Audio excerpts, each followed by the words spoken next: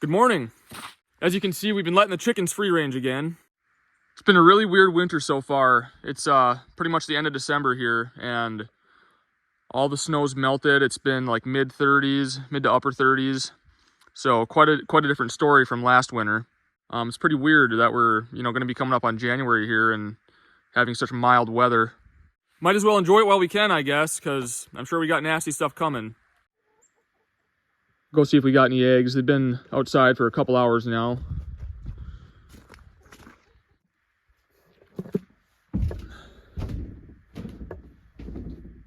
Oh, there's one in there laying right now. I'm gonna clean this coop today too. Doesn't take long for it to get dirty with 24 of them.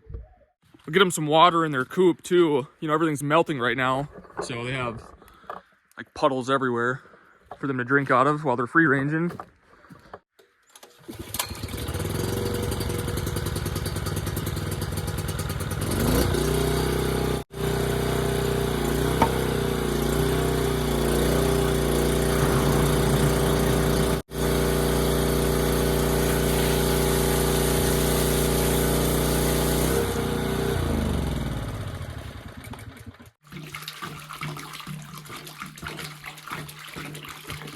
So about a week ago, I was sitting in the living room and heard a commotion out in the yard. All the chickens were squawking. And I look outside and there was a fox in the yard. And you guys know we've lost some chickens to fox. Anyways, our rooster, Bruce here, he's the alpha of the flock. He had his chest puffed out and everything and stood up to that fox and actually scared the fox away. I was heading out here to scare it off, but, Bruce did his job, so it's good to see. And a good rooster will fight to the death to protect the hens, so I got to see him in action. We'll head back to the log cabin building site here. So I have not ran the first row of logs yet on the stumps that I burned for the new log cabin build, because we're going to be coming and going a lot the next few days, going down to visit family for Christmas and all that. And I think, to run that first row of logs, it's going to take a couple, 3 days probably. So the next video on the log cabin series will be when we get back from the holidays, because I didn't want to start it and then leave it. At least for the first row of logs, I want to do that all at, one time, because there's going to be some figuring and some notching and things like that to get it to sit level. So you can see these logs too, they're kind of getting, a darker color to them, and there's still, some bark on here. So this is the color that these logs are going to have throughout the winter while I'm building. But in the springtime, I'll hit this with a wire brush attachment on my drill. And then that'll brighten them back up again and get rid of the last little bit of, the remains of bark that's still on some of these. And they'll have that nice bright finish again. So then as far as the color goes, once this thing is done, I'm not sure what we're going to do. We'll just see how it looks. I don't know if we're going to just do a clear coat on it and then let them, get that gray finish as they age. Or stain them or what. We'll just have to kind of see how it looks and what's going to look good. Go see if we got any eggs now. Got a blue one. And a couple more. This is the box that one was laying in earlier. Nice and warm. Skeeter, you look like a wet dog. Should we go inside and dry off, have some breakfast? Come on.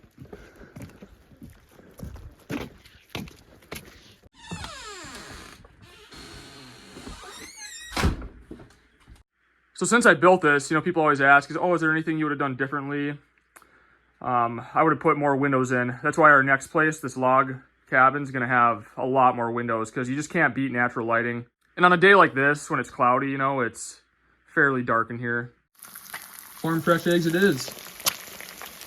3 eggs for me, 2 eggs for Skeeter Boy.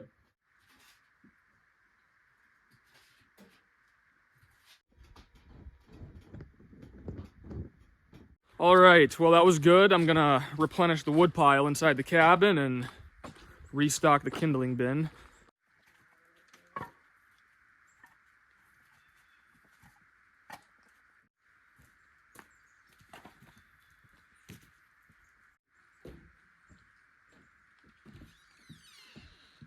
So we're coming up on January. We put a pretty good dent in the woodshed here, but it's looking like we got enough to get through April, I'd say. There's still a couple rows behind this row, and then we haven't tapped into that side yet. And we burn all popple here, or aspen, so it doesn't burn very long. It burns up quick, but that's what we have a lot of here, so that's what we burn. You know, I'd rather do this, even though it's less efficient, you know, burning the popple, but it's what we have and we own it. So I'd rather do that than, you know, buy or you know, have hardwood get delivered. Part of the appeal of this lifestyle is that you get to produce everything yourself, and you know, you can kind of live off the land. So it just is what it is, you know. So we burn popple, even though it's not the greatest.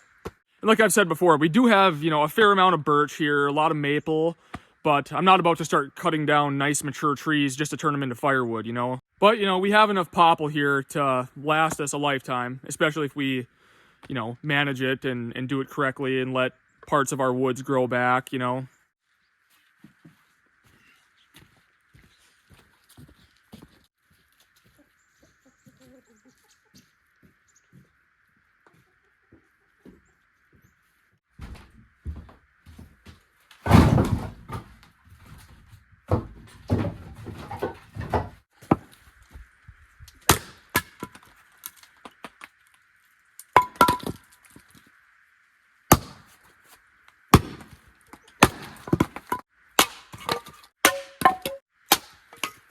So then, because aspen doesn't have a very long burn time, it's tough to get a good bed of coals in your wood stove, you know, that's going to last all night. So usually, you know, I'm starting from scratch in the morning and having to restart a fire, you know, in the wood stove. So go through quite a bit of kindling too.